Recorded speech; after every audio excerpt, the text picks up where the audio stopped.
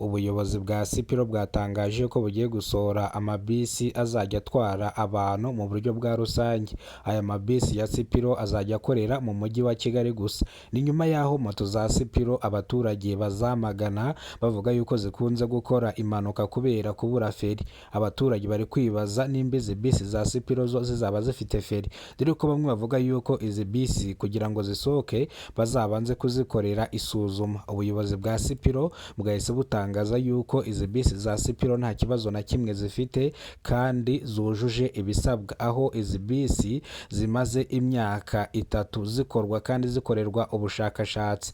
Izi bisi za Sipiro zabanze gukorwa mbere yuko hakorwa izi moto za Sipiro, bivuze ngo babanje gukora izi bisi za Sipiro bakurikizaho moto gusa.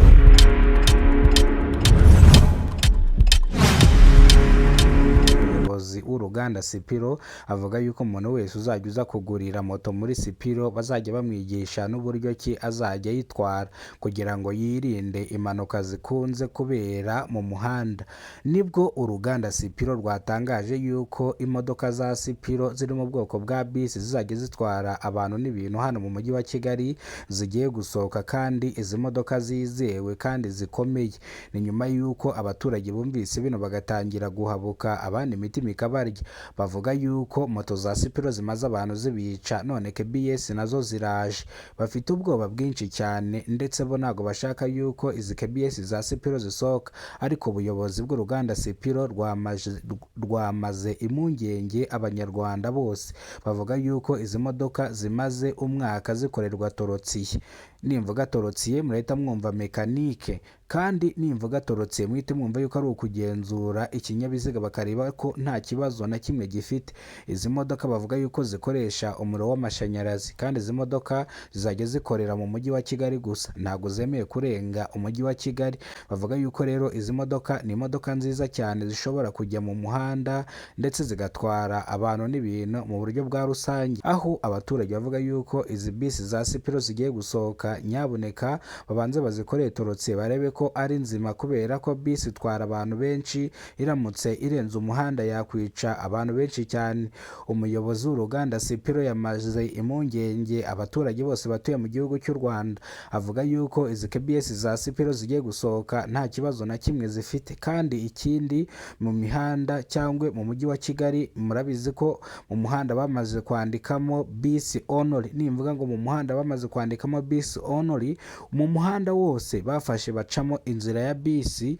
Ndavuga umuhanda uzajya ucamo bisi gusa, nta kindi kinyabiziga gikandagiyemo. Ngira ngo bamwe murabizi, n'abamotari mwagiye munyuramo bakabandikira 10, n'abashoferi mwagiye munyuramo bakabandikira 25. Bivuze ngo izo nzira mwarazibonye. Ese koko izi nzira baciye mu muhanda bakandikamo bisi only bifite aho bihuriye n'izi modoka za Sipiro zigiye gusohoka? Ndavuga ngo yego. Impamvu ngiye kuvuga ngo yego rero ni iki ngiki. Izi KBS za Sipiro itangazo turibonye none ahangaha, ariko ntago ziragera mu muhanda, ntago turazibona mu muhanda, kandi iri tangazo ryasohotse. Bivuze ngo nimba iri tangazo ryasohotse, izi bisi ko byagenda kose zigomba kugera mu mujyi wa Kigali ndetse zigatangira gukorera amafaranga, kubera ko nimba koko mu muhanda barifashe bakandikamo ngo bisi only, uyu muhanda wemerewe kugendamo bisi gusa. Inda abantu mutazi icyongereza, bisi only bisobanuye ngo bisi gusa, bivuze ngo umuhanda ni uwa bisi gusa. Bivuze ngo rero imihanda bamaze kuyica mo hano mu mujyi wa Kigali, imihanda izajya icamo bisi gusa. Ikindi kitari bisi, imoto, imodoka isanzwe yo bicemo barabyanikira. Bivuze ngo bifitanye isano rero. Izi KBS za Sipiro zigomba gusohoka zikaza zigatwara abantu n'ibintu muri rusange. Ese ibi ngibi ubyumvise ute? Ese ubyakiriye ute? Usubize muri comment. Wishimiye yuko izi Sipiro z'imodoka zigiye gusohoka zikaza zigatwara abantu zigatwara ibintu n'abantu muri rusange? Ese urabihakana? Ese izi bisi bazihagarike? Ese izi bisi zisohoke? Ntegereje umwanzuro wanyu. Gusa sindateraho komantere yanjye, ariko komantere yanjye izi bisi nizisohoke zize tuzirebe ndetse zitangiye zikorere n'amafaranga, dore abazikoze nabo bakeneye inyungu. Reka amakuru yacu tuyasubikire hano. Amakuru nakagaruka. Nimba rwo bwa mbere ugeze kubona umuyoboro wa Kidasamura TV Rwanda, kora subscribe ufungure inzogera kugira ngo uzajye ubasha kubona amakuru mu gihugu cy'u Rwanda kandi yizewe. Ndabakunda cyane kandi mbahoza ku mutima. Imana ibaha ubuzima buzira umuze, amafaranga. Tell you that if you are new in this channel, Kidasamura Rwanda TV, subscribe, like, and I would like you to like and subscribe and do everything well. So hit the post notification, ring that big bell, and I hope you guys are okay and you will have good luck. Bye.